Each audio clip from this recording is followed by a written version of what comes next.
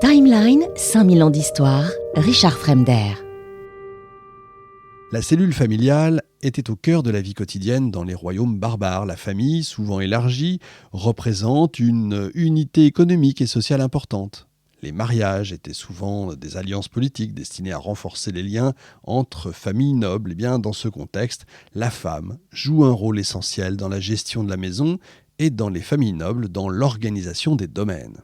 Contrairement à certaines idées reçues, la femme dans les royaumes barbares peut jouer un rôle influent.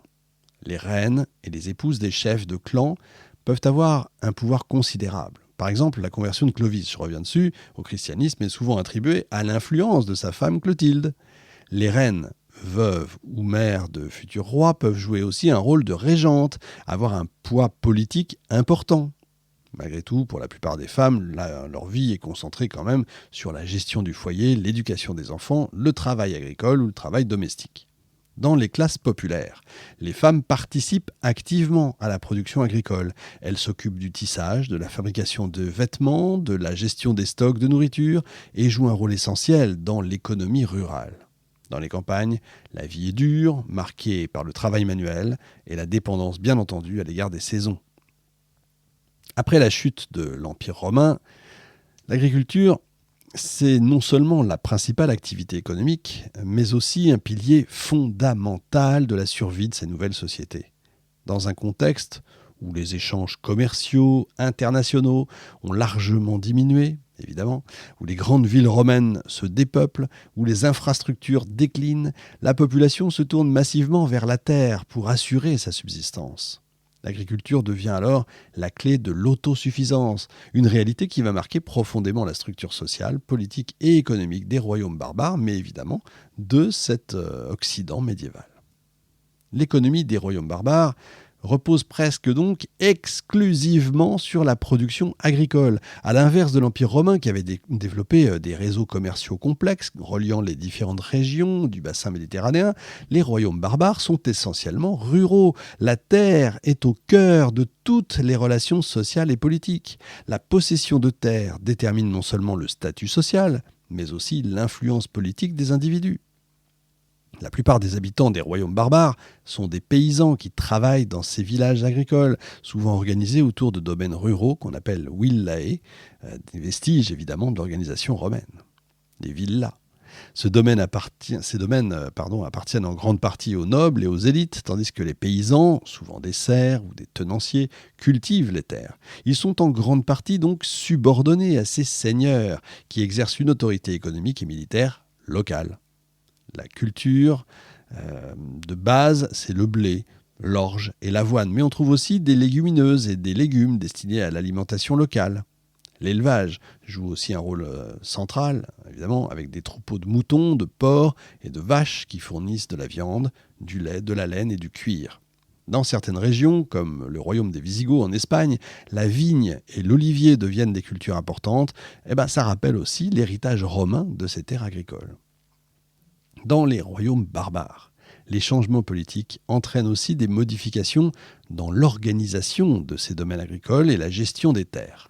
Après la chute de l'Empire romain, la structure des villas romaines, des villae, se transforme progressivement sous l'influence des pratiques germaniques. Les grands domaines agricoles sont encore présents, mais en fait ils évoluent pour répondre aux nouvelles réalités politiques et économiques. La propriété foncière devient un outil de pouvoir pour les nobles qui utilisent leurs terres pour obtenir des guerriers en échange de terres, créant comme ça des relations déjà de vassalité qui vont préfigurer le système féodal. Évidemment, plus c'est grand, plus j'ai des hommes, plus j'ai des hommes, plus je suis fort, plus je suis fort, plus je fais venir à moi, et c'est un cercle vertueux. La gestion de ces domaines se fait souvent sur le modèle de l'autarcie, c'est-à-dire que chaque domaine en fait produit tout ce dont il a besoin pour survivre. Les échanges commerciaux sont devenus plus rares. Les domaines agricoles sont donc contraints de s'autosuffire. Ils produisent de la nourriture, mais aussi des textiles, du bois, des outils et d'autres produits essentiels à la vie quotidienne. Et c'est comme ça que peu à peu vont reprendre non pas les échanges internationaux, mais les échanges locaux, ou un petit peu plus loin, et on va créer des marchés, on va créer des foires, etc., etc. C'est toute l'Europe médiévale qui est en train de se mettre en branle. Certains royaumes barbares, comme les Visigoths en Espagne et les Ostrogoths en Italie, vont quand même maintenir une certaine organisation des infrastructures agricoles héritées de Rome.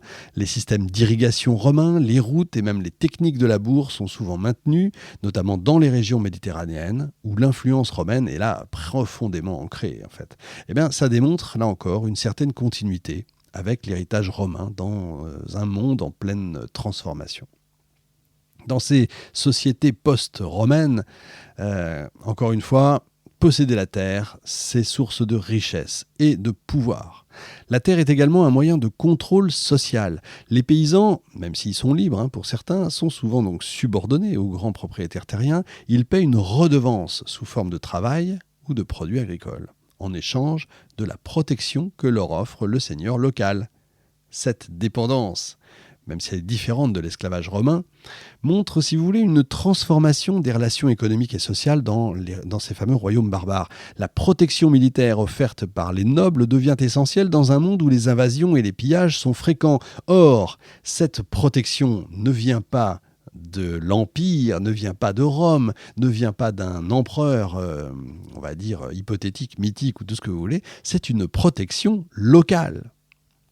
L'agriculture n'est donc pas seulement un moyen de subsistance, mais aussi un instrument de pouvoir politique. Le contrôle des terres permet aux nobles de lever des armées, d'étendre leur influence, de fidéliser des hommes grâce à la distribution de parcelles. C'est sur cette base que se construisent les premiers systèmes de dépendance féodale où la terre est échangée contre des services militaires. Pour être très concret, j'ai un grand domaine, j'ai besoin d'hommes, tiens, tu vas te mettre ici, je te donne un petit lopin de terre, toi, à ton niveau, tu vas diriger un certain nombre d'hommes, etc., etc. Mais tu seras mon subordonné, petit à petit, mon vassal, et tes hommes deviendront petit à petit, alors au début ne seront pas mes hommes, mais petit à petit, c'est la féodalité qui va changer, qui va se développer. L'homme de mon homme n'est pas mon homme au départ, et puis peu à peu, la féodalité va avancer, et l'homme de mon homme deviendra mon homme. Ça aura une influence considérable, là encore, sur la guerre de 100 ans, qui viendra évidemment, mais pas tout de suite. C'est une émission, encore une fois, qu'on va refaire. Ça me paraît important.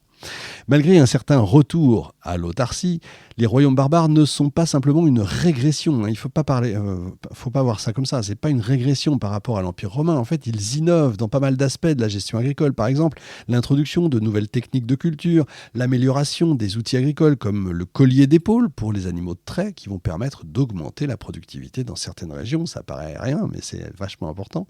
L'utilisation plus répandue de la charrue à roues dans les royaumes francs est un autre exemple de cette adaptation. Eh bien, ces innovations, ces nouvelles technologies, si vous voulez, permettent aux royaumes barbares d'augmenter leur production agricole, même si c'est de manière assez inégale selon les régions.